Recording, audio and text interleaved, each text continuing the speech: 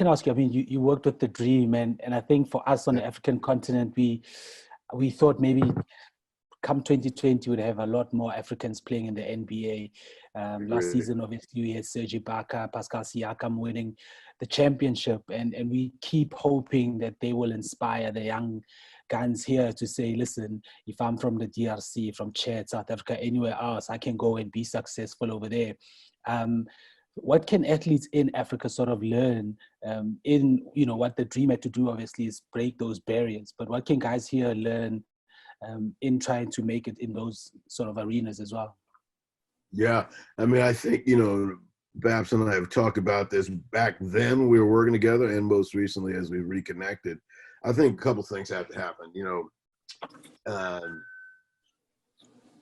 Africa, with regard to American sports, has always been, that the land of the unknown for a lot of reasons. Some of them are political, some of them are racial, some of them are just simply, executional. Even Nike back in the day, when I first started, access Africa through Europe. I mean, it's like, it's like, no, they're direct flights to Nigeria. Let's just go. Oh no, we got to go to Amsterdam and hook up with some Dutch dude, and we'll end up in, I mean, and that was the way the sport of basketball worked. And coming out of that, the NBA slowly, began to get, and clearly Dream was instrumental in that. Dikembe, and then even Manute, as they came over, began to open some eyes. But the pathway is still not very clear. And there are a lot of people in the way trying to take tacks and be influencers along the way. And that'll always retard your development. I mean, it causes too many obstacles. I do think with Mark Tatum, I've talked to Mark a couple of times. He's the deputy commissioner, and they've, tried to put an office in Africa now. There is an NBA Africa. I'm with the whole thing with COVID, I think the growth of that has slowed down a little bit. But I think if I'm the organizations, and, Babs and I talked about this just the other day, the organizations that are in Africa that run basketball need to really put the pressure on that NBA office to, one, create the pathway. So what are the connections to, basketball Uganda, basketball South Africa, all the different local, the NGBs around basketball in each country. And those pathways include what are the play, how you're monitoring play, are the camps and clinics opportunities, and really importantly, how you getting coaches coached up and taught, right? Make NBA Africa, or make NBA Africa have a plan against all of those, demand it. And they put an office there for that reason. The reason that other parts of other global areas, I mean, i.e. Europe, I mean, obviously, those players are white, and that gives them an advantage with regard to kind of visual comfort. If a guy comes from the Dallas Mavericks, he goes to Croatia, that's a different trip for him than if he goes to Sudan, right? But, I think you just have to kind of, if NBA Africa can really create those solid relationships with the country governing bodies, then the guy from the Mavericks has a place to connect to. Because all they care about at the end of the day is find me the good players.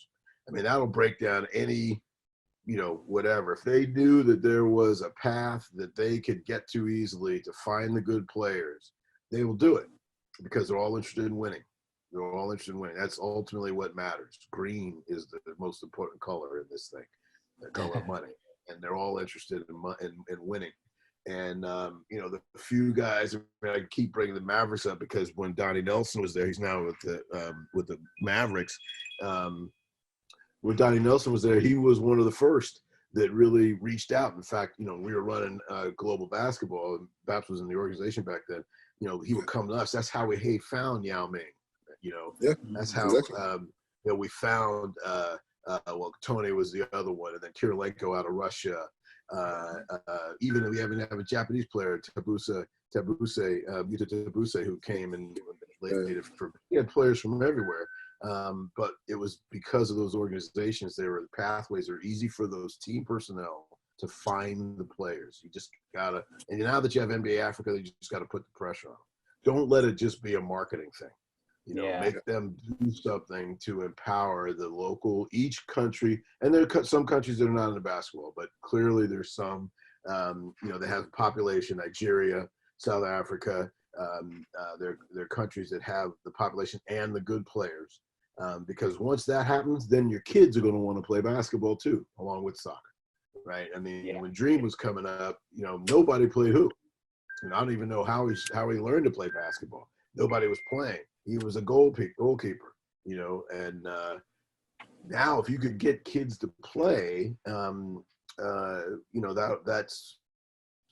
what it'll take. I remember before I left basketball, my goal was to get an African team to be in the EuroLeague Final Four. And we put our I think we were focusing on Nigeria and Senegal were the two countries that we were focusing on. At that point, there were a couple players from the NBA, weren't there, perhaps from Senegal? And I know, who did we have? Was Emeka Okafor, was he from there or is he from Nigeria? Okafor from Nigeria. Yeah. Okay. Well, Nigeria, we said those were the two countries that we focused on. You had Makanjai back then. Yeah, right. Early, and the thing, is like, I still kept this one, 97. I don't know if you remember. There you go. There you go. And when you go to Spain, for the Juan Carlos Navarro, who was right here among the kids. Right. Exactly. Yep. And then I still kept this one because Yao Ming here. There you go.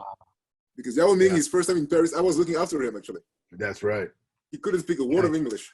Exactly. He came in and he just obliterated everybody. Pau Gasol was on that team as a youth player, and Yao was just he was something. I remember him teaching him low post moves.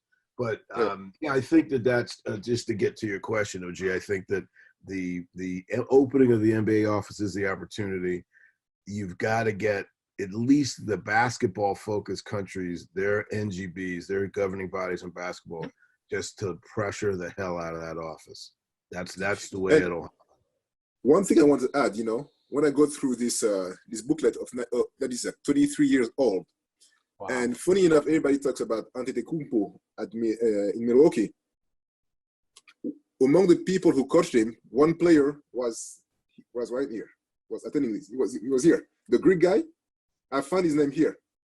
And he was there. He's the one who coached